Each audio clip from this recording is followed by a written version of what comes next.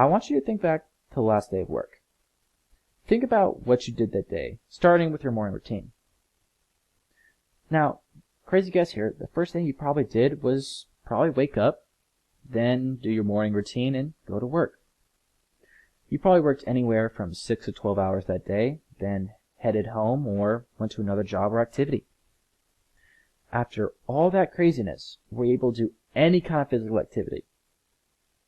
Were you able to cook a healthy meal and eat it? Sadly, the chances are you probably didn't have time to do either.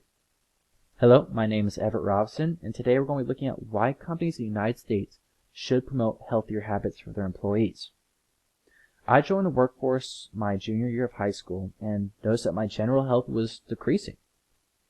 Now, I thought, how do people keep their general health up who have been in the workforce for 5 or 20 years?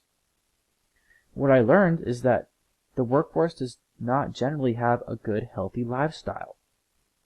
For my speech, I specifically looked at medical institutions like the CDC and used medical websites like WebMD, as well as looking at separate and independent studies done by UK scientists.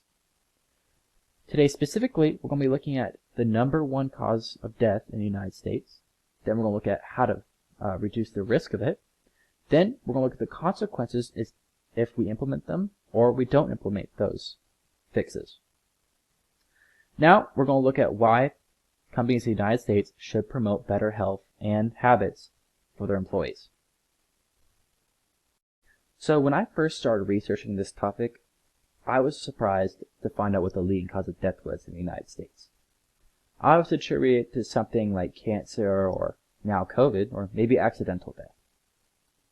According to the CDC, the leading cause of death in the United States is heart disease. Some examples of heart disease would be strokes, coronary artery disease, and heart failure. It affects both male and females alike. It's such a serious risk that every 1 in 4 deaths is caused by heart disease. There's also more implications that are seen that once you're actually affected by heart disease, it's extremely hard to recover. Things like pacemakers and heart medication have to be implicated. There's also a greater risk of actually dying after you've been affected by it as well. But there is hope. There are several things that we can do to actually reduce the risk of heart disease. So, the first way that you can actually reduce the risk of heart disease is extremely simple. The first way is actually by doing exercise for 30 minutes a day, 5 days a week. That's pretty simple, right? Well, the next one's pretty simple too. If you have a diet that's low in cholesterol and fat, you greatly reduce the risk of heart disease as well. This relates back to why companies should promote healthy habits for their employees. So most people will work around 1/3 of their day for a company, 6 to 12 hours. Another 1/3 will be given to sleep, around 8 hours, hopefully. That does leave another 1/3 of their day, or 8 hours, to do whatever they want. Right? Well, you have to take a few things into consideration. First off, there's transportation time. Then there's home care, and then family care. After all this is done, there's not really that much time left in a day to do exercise. Now, I know when I get home from work, I don't feel like doing exercise. I feel like sitting down and relaxing. I could always work out later at night, but then that will affect my sleep and my productivity at work the next day. Companies should allot a small amount of time, such as 30 minutes to an hour, to get this exercise done. They should also implement healthier foods if they offer any kind of cafeteria on the premises. Instead of offering simple foods like maybe pizza or burgers, they need to offer more complex foods like fresh fruit and vegetables or food that's rich in nutrients and low in cholesterol and fat. Now we're going to look at, if we implement these things, how it will affect our lives. So, what if we implement all these things into our life? What happens? What if we're exercising for 30 minutes a day, 5 days a week, and having a healthy diet? What's going to happen? Are the risks of heart disease reduced greatly, or is it just a small amount? What if I told you that if you actually implement these things into your life, the risk of heart disease goes down by 80%? 80. not 8. That is amazing. By implementing such simple things like exercise and diet, excuse me, that we can actually extend our lives. It's amazing. Imagine if other things in life were so simple, like going to the DMV.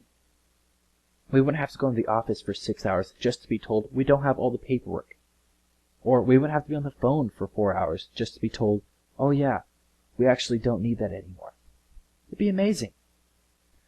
As someone with a body, you need to care what is happening to that body. The same goes for employers and companies. They should care what's happening to their employees' health. If they desire money more than actual health of their employees, we're working for the wrong companies.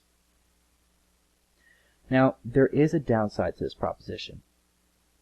Companies will have to spend more money on promoting these healthy habits and gym memberships and things like that, and they'll take less money home. Now, there's a simple answer to this, though. You cannot put a price tag on human life, especially when it comes to heart disease. Excuse me. There's an interesting study done in the UK by some scientists. They were following heart disease patients that actually survived. So they first followed patients for the first year. They saw how many actually survived. So 75.9% of the patients survived after a year. The next time they checked in after 5 years, only 45.5% of the patients survived. When it comes to heart disease, there's no going back, especially how it affects you after you've dealt with it. Once life is gone, it's gone. Now, we're going to wrap this up. So a little recap is the things we went over. So we first went over heart disease in America. That's the leading cause of death. The second thing we went over was how we can actually reduce the risk of heart disease and how companies can help us do this. The third way is some of the consequences, the positive consequences we get if we actually do these things, and how and why companies should actually do this. And at the end of the day, we give a good portion of our life and time to companies. The least they can do is actually give their finances and resources to help us back, the same way that we've done for them. Thank you for watching my speech.